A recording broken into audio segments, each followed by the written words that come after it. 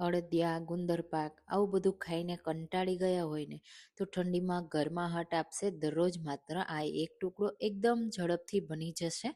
Hello friends, હું છું શીતલ. તમારું સ્વાગત છે મારા ઘરનું જ કિચનમાં.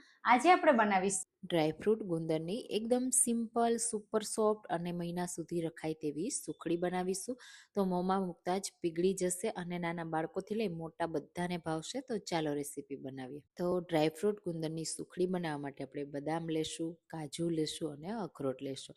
અહીંયા ડ્રાયફ્રૂટ ઓછા વધારે તમારી ચોઈસ પ્રમાણે લઈ શકો. હવે એકદમ ફાઇન પાવડર આપણે કરીશું, એટલે નાના બાળકો પણ ખાશે ને તો એને ખબર નહીં પડે કે આમાં ડ્રાયફ્રૂટ એડ કર્યા છે. તો તમે જુઓ, આ રીતનો આપણે ફાઇન પાવડર કરી લેવાનો છે, પણ થોડા દાણા તો રહેશે જ, કારણ કે એકદમ થોડા આપણે ડ્રાયફ્રૂટ એડ કર્યા છે. હવે સુખડી બનાવવા માટે મેં અહીંયા અડધો કપ દેશી ઘી લીધું છે. જે ગાયનું ઘી હોય ને એ મેં લીધું છે અને જામેલું છે, એટલે પોણો કપ જેવું થશે, મેલ્ટ થશે ને એટલે. અને એક વાટકી અથવા એક કપ આ રીતનો ઘઉંનો રેગ્યુલર ઝીણો લોટ એટલે કે રોટલીનો લોટ લેશું. અને હવે ઘી સાથે એડ કરી અને ગેસની લો ટુ મીડિયમ ફ્લેમ ઉપર સરસ રીતે આપણે એને શેકવાનો છે. તો અહીંયા જો તમને ઘી વધારે જરૂર લાગે ને તો એડ કરી શકો છો, અને ઓછા ઘીમાં એટલે કે પરફેક્ટ માપ સાથે બનાવી હોય ને તો આ રીતે બનાવજો. કારણ કે જો ઘણીવાર કેવું થાય કે આપણે સુખડી બનાવીએ અને એને સેટ કરીએ એટલે કે ઢાળીએ ને ત્યારે બહુ ઘી નીકળતું હોય છે અને પછી ખાવામાં મજા નથી આવતી. તો અહીંયા આ જે સુખડી હું બનાવું છું ને એમાં ઘી પણ એક્સ્ટ્રા નહીં નીકળે અને ઘી ઓછું પણ નહીં થાય. તો આ રીતે આપણે એને કન્ટિન્યુઅસલી જેમ જેમ શેકતા રહેશું ને એમ ઘી છૂટું પડશે અને સરસ રીતે લોટ શેકાઈ જશે. આ રીતે દરેક દાણા શેકાઈ જવા જોઈએ, બસ ત્યાં સુધી આપણે આ લોટને શેકવાનો છે. તો તમે આવી વિન્ટર સ્પેશિયલ સુખડી બનાવો છો કે નહીં કમેન્ટમાં ચોક્કસથી કહેજો, અને મારી રેસીપી કઈ સિટીમાંથી જુઓ છો ને એ પણ મને કહેજો. હવે અહીંયા જો લોટ શેકાઈ ગયો ને એટલે બાકી વાટકામાં જેટલું ઘી હતું ને એટલું બધું હું આ સમયે એડ કરી દઈશ. કારણ કે એક સાથે આપણે એડ કરી દઈએ ને તો આપણે એમાં જે ગુંદર એડ કરવાનો છે ને એમાં જે ઘીની જરૂર પડે ને એમાં આપણે ઉપરથી એક્સ્ટ્રા ઘી એડ કરવું પડે. એટલા માટે અહીંયા આપણે લાસ્ટમાં ઘી એડ કરવાનું, જે 1 થી 2 ચમચી જેટલું હોય એ. અને હવે આપણે એમાં એડ કરીશું ગુંદર. તો લોટ બધો સરસ રીતે આ રીતે શેકાઈ ગયો ને બસ. તો આ રીતે આપણે પહેલાં ચેક કરી લેવાનો. તમે જુઓ દરેક દાણો શેકાઈ ગયો છે. હવે આપણે એમાં એડ કરીશું ગુંદર. તો ગુંદરનો પાવડર લીધો છે મેં, 2 ટેબલ સ્પૂન જેટલો છે.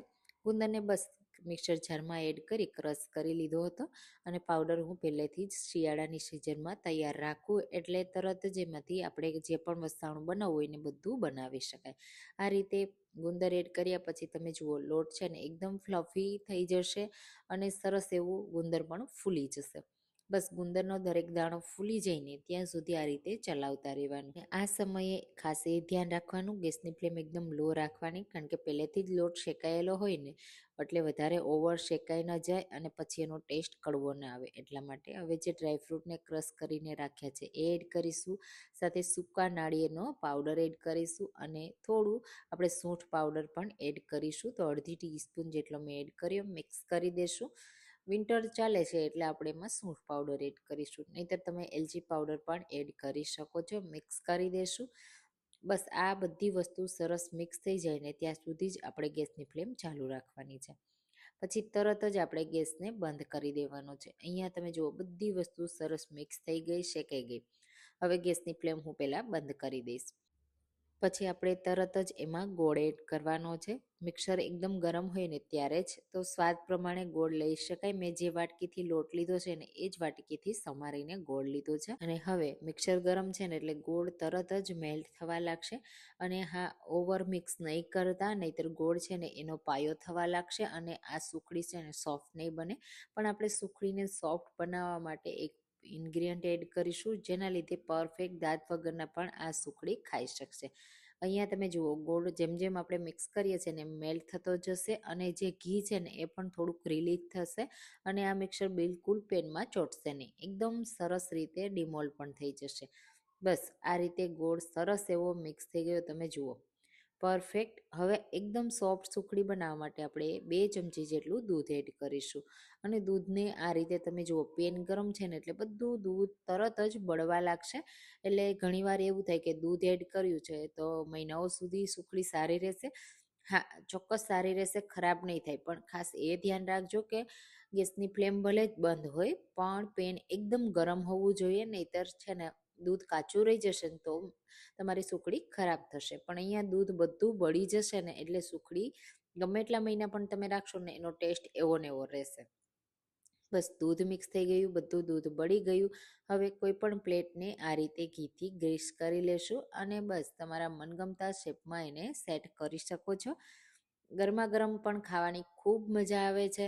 શરદી હોય અને જો તમને કંઈક મીઠું ખાવાનું એટલે ગળ્યું ખાવાનું મન હોય ને તો ગરમા ગરમ તમારે સૂંઠ નાખેલી આ સુખડી ખાઈ લેવાની, એટલે તમારી શરદી છે ને 100% રાહત આપશે અને બોલવામાં પણ સારું લાગશે. તો આ રીતે મેં એકદમ સ્મૂથ કરી લીધું. અહીંયા હું કોઈ ડ્રાયફ્રૂટ એડ નથી કરતી. ડ્રાયફ્રૂટ વગર આ રીતે મેં 10 મિનિટ સેટ થવા દીધી.